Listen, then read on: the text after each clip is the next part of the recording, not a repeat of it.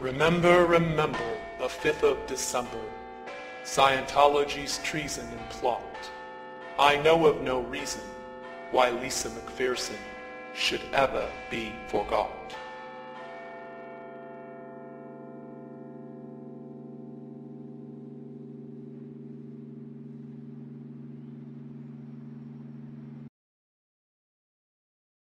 You say the misuse, but I don't know if you're aware that there was a plan in 1955 in this country, Ted, to repeat what was done in Russia.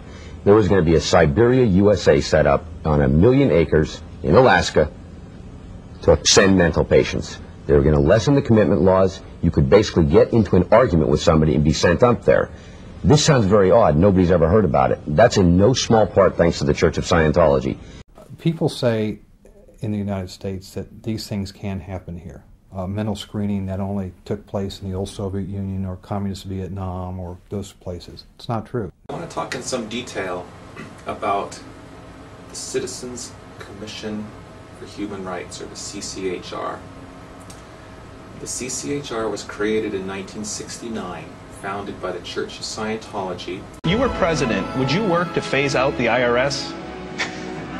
Immediately.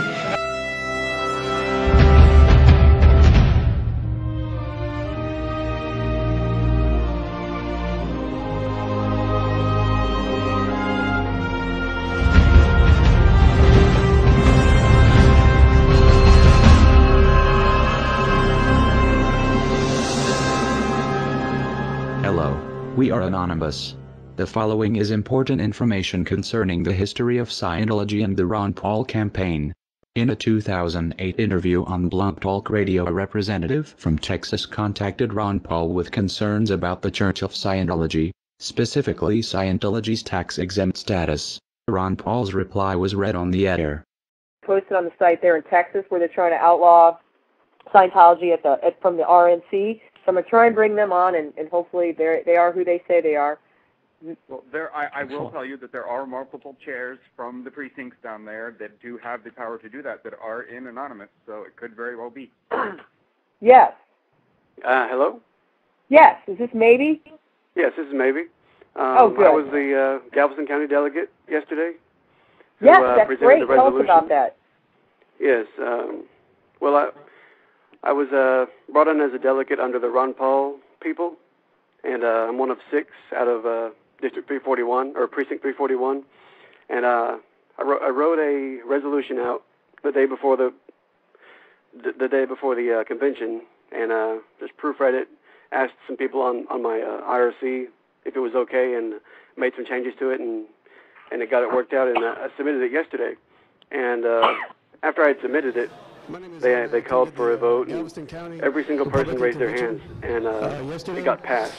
And it's going to appear, you can go to the website, it's called GalvestonCountyGOP.com, and I'm not sure when they're going to post the resolution on the website, but that's where they said they would be posted. And it's going to be resolution issue number 9, resolutions concerning religious issues, number 162. And it's going to say, be it resolved that the Church of Scientology in the state of Texas be officially regarded as a business and not as a religion. That's the only part of it they're going to be using. What do you think the chances are of getting that passed? And what will the ramifications actually be? The chances of it getting passed, it started out as it's a grassroots campaign, really. And a lot of people think it doesn't have much pull. But if we get enough people involved and enough words out, I think it can become an influential resolution that can be made into a law one day under the Republican Party. Well, God, if the Republicans are on this, man, I may have to change my vote. I'll tell you that. I actually sent Ron Paul an email, and he responded saying he did not support removing their tax-exempt status because he doesn't like taxes. And that's one reason Scientology loves Ron Paul so much, which is stupid. But that's bad. Well, who does like taxes? No one likes taxes, but that doesn't mean, a potential president can't see that a group is totally abusing our, establishment clause, and that's what really pissed me off. I mean, they shouldn't be allowed to have. shouldn't have a special privilege for one religion over another. Would you like me to read the email he sent to me? Sure, go ahead. Okay, this is from Dr. Ron Paul. Thank you for contacting my office. I am always happy when the people of 14th District of Texas take time to let me know where they stand on important issues facing the country. I understand your concerns about Scientology. However, I do not favor revoking Scientology's tax exemption because I oppose raising federal taxes on any group or individual, even when I disagree with elements of that group's political agenda. The precedent of tax-exempt revocation may someday be used to justify raising taxes on other tax-exempt groups, including religious organizations. Thanks for writing. Please do not hesitate to contact my office with any other questions, comments, or suggestions. Sincerely, Ron Paul. Well, don't you think then that if he was so opposed to revoking their tax-exempt status that he might be opposed to the fact that they can make claims on their religious education and have other people pay them back? I would assume. Yeah, that would be the point to make, I think, with him, is that, hey, you're actually paying them money. Well, exactly. Like that even less. What they didn't know is when Ron Paul said, "I understand your concerns about Scientology," Paul knew much more than he was letting on. Paul and his campaign have had a close working relationship to the Church of Scientology through their front group, Citizens Commission for Human Rights.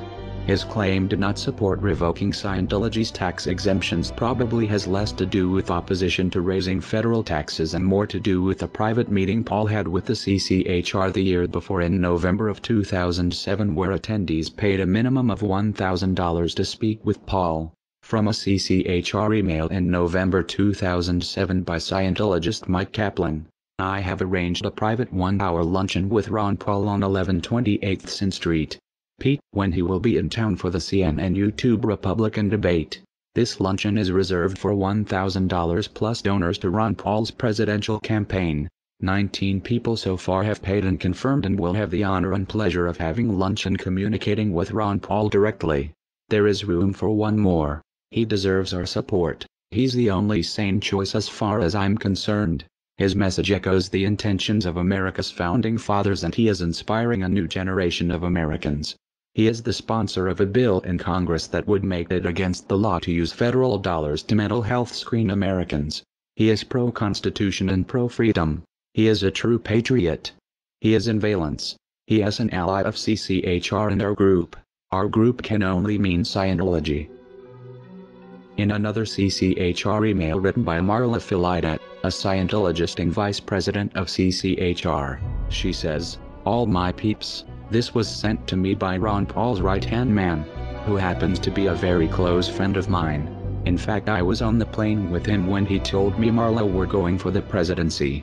This individual is probably Kent Snyder, Ron Paul's presidential campaign manager, until his death in 2008.